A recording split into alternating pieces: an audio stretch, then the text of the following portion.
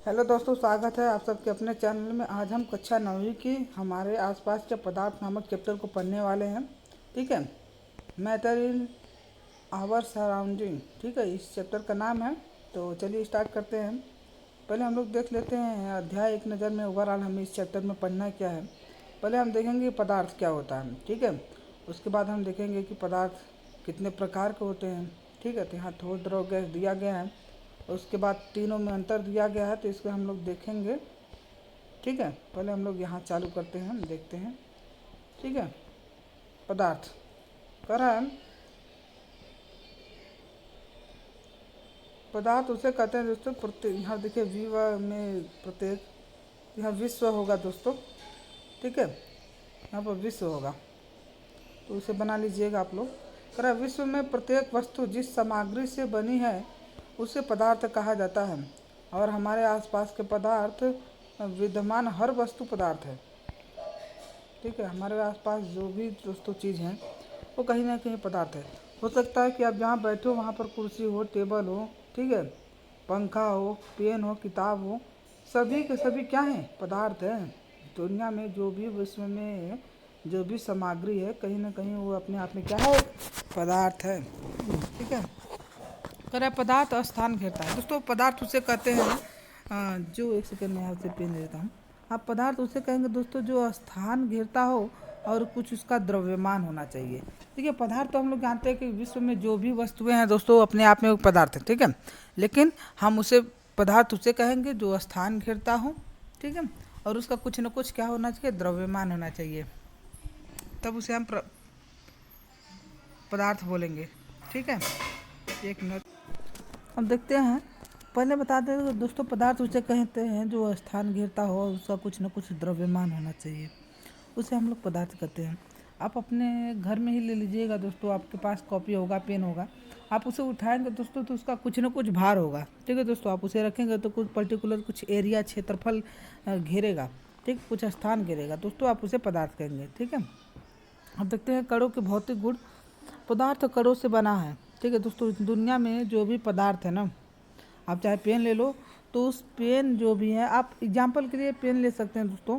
Pen जो है पदार्थ कराएगा, पदार्थ स्थान घेरता है और उसका कुछ द्रव्यमान होता है, ये आपको बताया मैंने पीछे आपको। अब बता रहे कि कणों के भौतिक गुण। कण जो होते हैं दोस्तों ये पदार्थ जो है कह रहा है कि कणों से मिलकर के बने होते हैं। जैसे कि एग्जाम्पल के तौर पे आपको मैं बता देना चाहूँगा, मान लीजिए दोस्तों ये पेन है ना, तो इस लाइन का कहने का मतलब ये है कि जो पेन है दोस्तों ये अनेक छोटे छोटे कणों से मिलकर के क्या हुआ है? ऐसे अनंत छोटे छोटे कण जब मिलेंगे दोस्तों तो एक पेन का, एक किसी पदार्थ का निर्माण करेंगे। ठीक है, कारण ये सतत नहीं होते हैं। सतत मतलब दोस्तों कंटिन्यूस या लगातार। ठीक है, ये सतत नहीं होते। यहाँ पदार्थ के जो कण होते हैं दोस्तों वो सतत नहीं होते। ऐसा नहीं कि दोस्तों कंटिन्यूस सबके सब ऐसे ऐसे एकदम कण होते हैं, ऐसे ऐसे मिलते जाएंगे, नहीं, ऐसा नहीं होता। पदार्थ जो होते हैं, पदार्थ के बीच में कुछ न कुछ रिक्त स्थान होता है उनके कणों के मध्य में। ठीक है, पदार्थ के कण अत्यंत छोटे होते हैं। ठीक है, पदार्थ के कण दोस्तों अत्यंत क्या होते हैं? पदार्थ कण अत्यंत छोटे होते हैं। ये इतने छोटे होते हैं दोस्तों कि इन्हें देखने के लिए हम किसका इस्तेमाल करते हैं? सूक्ष्मदर्शी का इस्तेमाल करते हैं दोस्तों। इन्हें देखने के लिए हम लोग सूक्ष्मदर्शी का इस्तेमाल करते हैं। ठीक है, इन्हें देखने के लिए। अब करा है पदार्थ के कणों के अभिलाक्षणीय गुण। आखिर पदार्थ के जो कण है उनके अभिलाक्षणीय गुण क्या है उसे देखते हैं हम लोग, उनके प्रॉपर्टी क्या है। करा पदार्थ के जो कण होते हैं दोस्तों निरंतर गति करते रहते हैं। अभी मैंने बताया आपको दोस्तों, पीछे के तो पदार्थ होते हैं वो छोटे छोटे कणों से मिलकर के बने होते हैं। ये जो पदार्थ के कण होते हैं दोस्तों ये निरंतर कंटिन्यूस गति करते रहते हैं, यानी उनके पास गतिज ऊर्जा होती है दोस्तों। एक आपको यहाँ पर लिखा है गतिज ऊर्जा। ठीक है, ये आप फिजिक्स में जाएंगे तो आप वहाँ पर पढ़ेंगे दोस्तों गतिज ऊर्जा, स्थितिज ऊर्जा। तो अभी फिलहाल के लिए मैं आपको बता दूं कि किसी वस्तु के, या आप किसी वस्तु बोल सकते हैं पदार्थ में, ठीक है, उसकी गति के कारण कुछ कार्य करने की क्षमता होती है। मतलब क्या है, मान लीजिए ये कुछ साइकिल है जो दोस्तों गति कर रही है, क्या कर रही है? गति कर रही है। ठीक है, तो इनमें गति के कारण जो ऊर्जा उत्पन्न होती है, गति के कारण जो ऊर्जा या एनर्जी उत्पन्न होती है दोस्तों उसे गतिज ऊर्जा कहते हैं। ठीक है, और जो भी ऊर्जा होती है आपको मालूम होगा दोस्तों कि ऊर्जा को नष्ट नहीं किया जा सकता, एक रूप से दूसरे रूप में परिवर्तन किया जा सकता है। ठीक है, तो यहाँ आपको बताया जा रहा है कि दो पदार्थ के कण होते हैं दोस्तों, ये क्या होते हैं? पदार्थ के कण निरंतर गति करते रहते हैं। यदि उनके पास गतिज ऊर्जा होती है, यानी दोस्तों उसके पास क्या होती है, गतिज ऊर्जा होती है। जब दोस्तों बताइए पदार्थ अगर निरंतर गति ही करते रहेंगे तो भैया जब गति करेंगे तो गतिज ऊर्जा उत्पन्न होना स्वाभाविक सी बात है। हो सकता है कि थोड़ा ही उत्पन्न हो, लेकिन होगा जरूर गतिज ऊर्जा उत्पन्न। तो दोस्तों मैंने आपको बताया है कि कोई भी वस्तु जब गति में होती है तो उसमें गतिज ऊर्जा जरूर उत्पन्न होती है। ठीक है, यहाँ पर देखिए तापमान बढ़ने से कणों की गति भी तेज हो जाती है। दोस्तों जैसे जैसे आप तापमान को दोस्तों बढ़ाते जाएंगे, ठीक है, टेम्परेचर को आप ज़्यादा करते जाएंगे दोस्तों, तापमान को बढ़ाएंगे तो जो ये कणों की गति थी, ठीक है, इसकी गति भी क्या हो जाएगी दोस्तों, तेज हो जाएगी। यानी कि हम लोग जैसे ही टेम्परेचर को बढ़ाएंगे दोस्तों, ठीक है, टेम्परेचर जब हम बढ़ाएंगे तो जो पदार्थ के कण थे, ठीक है, उनकी गति जो है वो तेज हो जाएगी। ठीक है, हमने आपको पीछे बताया दोस्तों कि पदार्थ छोटे छोटे कणों से मिलकर के बना है, और यहाँ कह रहा है कि आप पदार्थ को जैसे जैसे तापमान बढ़ाएंगे तो उसके जो कण हैं पदार्थ के छोटे छोटे कण से मिलकर बना है, आपको मालूम है। तो यानी कि जो छोटे छोटे कण हैं उनकी भी गति क्या हो जाएगी, गति तेज हो जाएगी। क्यों तेज हो जाएगी, क्योंकि हमने यहाँ पर पदार्थ को तापमान दिया था इसलिए। यानी कि कहने का मेरा तात्पर्य यह है कि यदि किसी वस्तु को गर्म किया जाता है या पदार्थ को गर्म किया जाता है तो उस वस्तु में या पदार्थ में उपस्थित छोटे छोटे जो कणों से मिलकर बना होता है उन कणों में गति भी उन कणों की तेज हो जाती है। ठीक है, या बढ़ जाती है, क्योंकि कणों की गतिज ऊर्जा बढ़ जाती है। ठीक है, गतिज ऊर्जा दोस्तों बढ़ जाएगी, मतलब कि मान लीजिए दोस्तों कि ये कोई पदार्थ है, ठीक है, आपकी जानकारी के लिए बता दें, ये कोई पदार्थ है मान लीजिए, तो ये छोटे छोटे कणों से मिलकर बना है। तो वास्तव में इतने बड़े कण नहीं होते हैं, वो अत्यंत छोटे होते हैं। ठीक है, उन्हें देखने के लिए सूक्ष्मदर्शी का इस्तेमाल किया जाता है।